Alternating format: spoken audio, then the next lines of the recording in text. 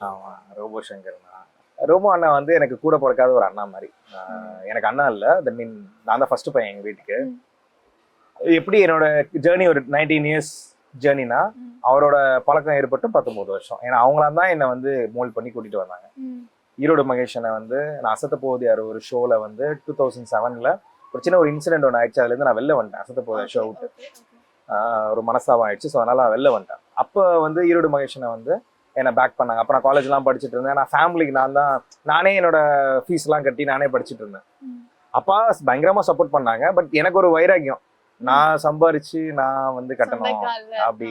ஏன்னா 12th வரைக்கும் அப்பா ரொம்ப கஷ்டப்பட்டு என்னை படிக்க வச்சாங்க. ம். அவர் என்னோட 11th ஃபீஸே வந்து அவர் ஒரு பைக் ஒன்று வச்சிருப்பாரு.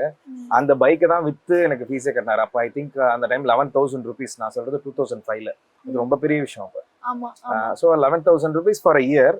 பட் ஆனால் அது கையில இல்லைன்ட்டு போய் வண்டியை வித்துட்டு எப்பயுமே ஒரு பைக்ல ஜம்முன்னு போறவரு நடந்து போறத பார்க்கும்போது எனக்கு நல்லா படிக்கணும்னு தோணுச்சு. அப்ப நான் நல்லா மார்க் வாங்கினேன். ம். ஸோ அதுக்கப்புறம் ஒன்று தோணுச்சு, காலேஜ் போகும்போது ஃபர்ஸ்ட் செமஸ்டர் மட்டும் தான் எங்க அப்பா கட்டணும். ம். மற்றபடி நான் தான் எல்லாம் பண்ணணும்னு சொல்லி வைராகியமா இருந்தேன். அப்ப சின்ன சின்ன ஷோ பண்ண ஆரம்பிச்சிட்டேன்னு சொன்னேன்ல. ம். அப்ப மகேஷ் அண்ணை கூட்டிட்டு வந்து இவங்க கையில ஒப்படைச்சாங்க. ரோபோ அண்ணன் கையிலையும் சுத்தி அரவிந்தன் கையிலையும். ஓகே. தம்பிமா இது வச்சலாம், இவங்க வந்து என்னோட தம்பி மாதிரி ரொம்ப கஷ்டப்படுற பையன், நல்ல டேலண்ட். நீங்க எங்கெங்கெல்லாம் ஷோ போறீங்களோ கூட்டு போங்க. சேலம்ல இன்னும் ஞாபகம் இருக்கு எனக்கு. ம். அங்க இருந்து ஆரம்பிச்ச பயணம். ம். 19 வருஷம் அவரோட.